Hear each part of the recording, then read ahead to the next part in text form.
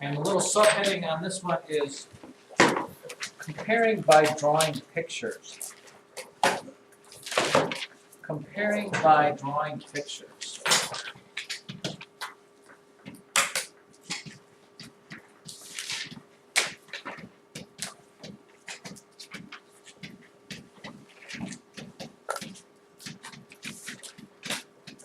Basically, the gist of that is this, and we won't do this for long, and it's not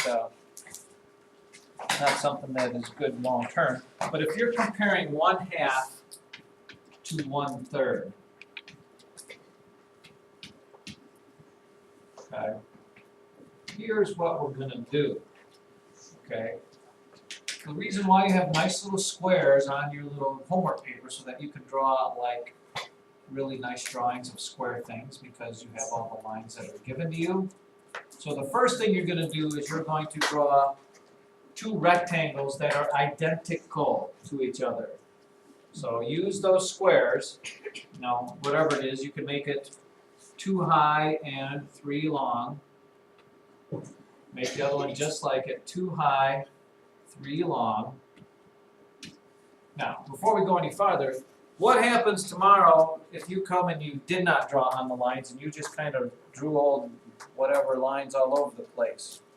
What do you think we should do about that? Because I've specifically said, and most people just don't listen because it's maybe not the quickest thing to do. They don't have to be drawn with a ruler, but you certainly can draw straight lines over top of squares that are already there. What should be our repercussions, Bryce? No, I'm not asking how to do it. I'm saying if somebody doesn't do it, what should be the repercussions? Get an F because you didn't show your work. Well, that would be one of them, but you did show your work. You just didn't do it very well. Parker? Sentences? Do we have to make the crime fit the punishment? Detention.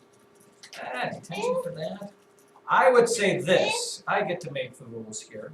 If you don't draw your little squares on the boxes provided with nice straight lines, you won't have a detention, but you'll spend your time in detention drawing nice square boxes for one time. So you might just as well do it. It's all right there. It doesn't take you hardly any longer to follow the little lines there. Okay? So make sure for tomorrow, when they tell you to draw a picture of something, I mean mine aren't even close because I don't have squares, but when you have squares, you can draw them. Okay, you're going to shade in half of this one. Again, it's good to have those squares because you'll be able to see where half is. This one you have to cut into thirds, and you shade in one of them. And then with the pictures you can tell which one is bigger. Okay, this has more shaded, so boom. See, but that doesn't work if your rectangles aren't the same size. Let's take a look. I could draw this rectangle like this, and then draw this one like this, and I shade in half of this one, and I sure shade in a third of this one, and man, that one looks like a lot more than that one. Okay, the rectangles have to be the same size. And the book might tell you to draw a circle. If they tell you to draw a circle, then by all means use a circle. But otherwise, rectangles are much easier to draw because you're not probably very good at drawing freehand circles. Now, if you have a circle template, but you can tell your ask for this for Christmas from your parents. All it is a piece of plastic that has all sorts of circles on it. Oh, You could use that because it'll draw two perfect circles the same exact size. Actually, rectangles too. And you could do that. Yeah, Did you have one? How about this one? What about comparing 1/2 to 2/3? 1/2 compared to 2/3. Again, make sure you draw your rectangles as close as possible to being exactly the same.